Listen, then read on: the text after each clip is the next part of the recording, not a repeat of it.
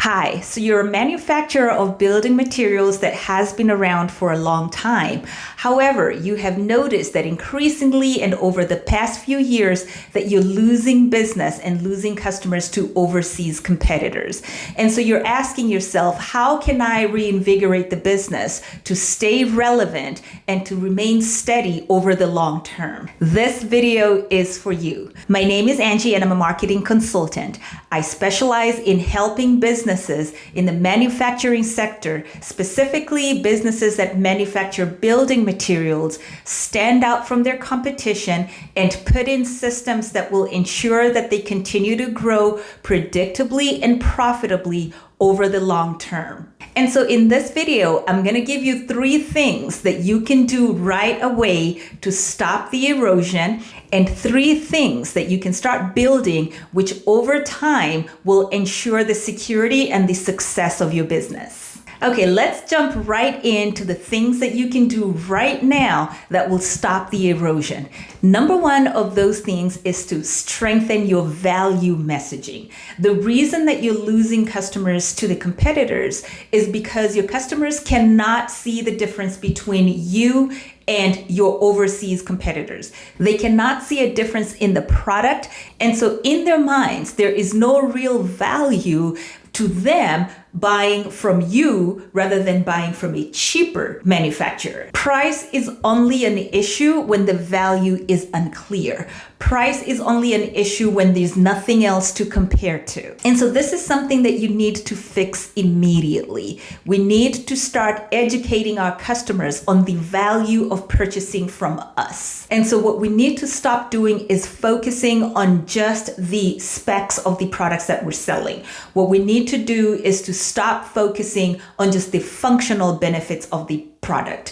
What else are the customers gaining from purchasing from a US-based manufacturer? Focus your marketing, your website, your brochures, any material that you have that is customer facing needs to be telling them about the value of buying local, the value of buying from your company rather than importing from cheaper manufacturers overseas. That value is the cost of ownership over time. Are you really getting a durable product or are you just getting a cheaper product? And that includes fewer replacements, fewer repairs, easier returns, warranties. Make sure that you're calling all of that out in your marketing messages. Another thing that you need to highlight is risk avoidance. What are they avoiding in terms of risks by buying from your company rather than trying to import from a Chinese manufacturer? Things like regulations. Are the products that they are buying up to standard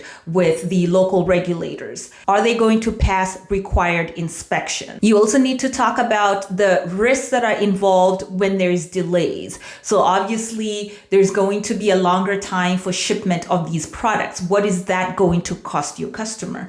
Make sure that you're highlighting all of these downsides that are riskier for them when they purchase from overseas manufacturers. You also want to talk about speed. Everybody values time. You want to talk about how faster it is for you to pack and deliver their product when they're based in the US or when they're based locally. You want to talk about returns if they need to return. You want to talk about support if they need that. You want to talk about, your hours of operation that are probably more convenient if they need to call in and ask questions or get clarity on some things. So you want to bring in all of the convenience that comes in from buying local. Do not assume that your customers know these things or that they have these things in consideration when they're considering purchasing cheaper options from overseas. Make sure that you're explicitly letting them know what they might be losing if they don't buy from you. Number 2 is that you want to tighten your customer retention.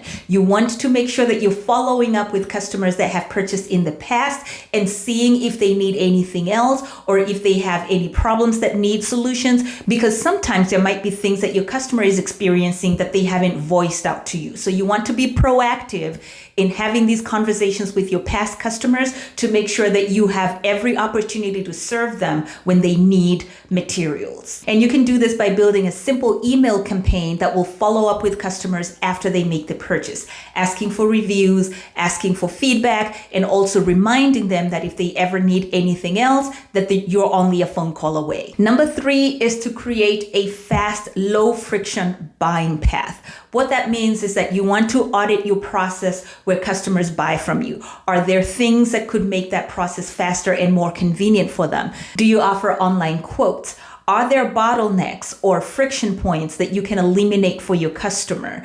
If the customer has called in and inquired about a product, can you install a system to make sure that you are the one who proactively reaches out back to the customer to make sure that they got everything that they needed rather than waiting for the customer to call back? Is there a way for you to add notes or to add reminders into your system if the customer has made a special request? This way, you are lowering the bar to entry and making sure your customer is spending the least amount of effort in working with your business, in making orders, in following up on existing orders, and in getting what they need from your business. Now let's talk about the long-term strategies that you can start to put in place to ensure that your business keeps growing over time and that it's actually growing predictably and profitably. The number one of those strategies is differentiation. You want to differentiate through your brand and not through your product, because it is a lot easier for other competitors to offer the same product that you have, but it's not as easy for them to copy your brand. The reason you want to invest in your brand is because it is focused on your customer, not just the thing that they are buying. So if you invest on making your brand known for certain things, to be a trustworthy brand, to be a reliable brand, to be a brand that cares about the environment, cares about their employees, cares about building, cares about longevity. These are all things that you can work on and install a clear differentiation strategy that is based on helping your customers achieve their goals. That way, it is no longer about the product or the specifications of the product. It is more about your business and your relationship with your customers. The second thing that you can do is to make sure that you own a specific niche. Now, a niche could be either a group of people that have very specific needs as related to building materials, or a specific problem as related to building materials. You can be the go-to brand for a specific fitting that fits perfectly into solving a specific problem. Find a specific niche that you can serve and do that thing really, really, really well. This way, the performance, the expertise, and the authority of your brand in that area is going to be valued higher. It is going to matter more than any price that anyone else can offer them out there. The third thing that you can do is to develop an inbound marketing system. You want to be able to visualize at any point how many leads you're attracting into your pipeline, how you're converting those leads into buyers, and how you're making sure that those buyers become loyal customers over time. You need to have a really good content strategy that's going to attract customers to your brand, and then make sure that those customers actually make a purchase and those customers remain in your pipeline. That way you can follow up with them and you can always reach out to them whenever you have campaigns, whenever you have sales, and whenever you need to let them know of a new product that is launching. This is a system that's going to ensure that for the long term, you know how your marketing is working, you know where you are in terms of how many leads you have in your pipeline, how they're converting into customers, and you can optimize as you continue to grow, and that way your business grows predictably and profitably. And in a matter of 12 to 18 months, your system is going to outgrow any outbound sales that you're doing, any referrals that you're depending on.